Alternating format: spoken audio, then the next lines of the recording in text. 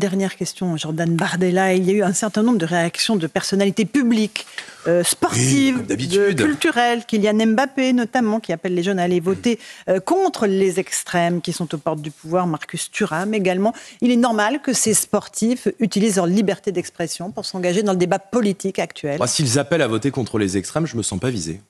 Alors Marcus Thuram, lui, vous vise précisément le Rassemblement national. Oui, mais vous savez, moi j'ai beaucoup de respect pour nos footballeurs et que ce soit pour Marcus Thuram ou pour Kylian Mbappé, qui sont des icônes du football et des icônes pour la jeunesse. Mais vous avez de l'admiration pour lui ? Il faut, bien sûr, et pour le parcours sportif, comment ne pas en avoir, mais il faut respecter les Français, il faut respecter le vote de chacun. Et quand on a la chance d'avoir un très très gros salaire, qu'on est multimillionnaire, qu'on a la chance de pouvoir se balader en jet privé, alors, je suis un peu gêné de voir ces sportifs qui gagnent beaucoup d'argent donner des leçons à des gens qui gagnent 1400, 1500 euros, qui n'arrivent plus à boucler les fins de mois, qui ne se sentent plus en sécurité, qui n'ont pas la chance de vivre dans des quartiers surprotégés par des agents de sécurité et des digicodes et qui ont parfois le sentiment de perdre leur valeur dans le pays. Donc, il faut respecter évidemment chacun et...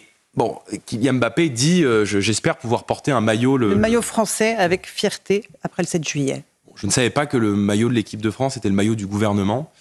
Je trouve ça un peu dommage. Mais bon, voilà, je pense qu'il faut vraiment respecter chacun. Et je ne suis pas certain que, dans la période très difficile que traverse le pays, que traversent les Français, ces leçons de morale soient très appréciées par les gens.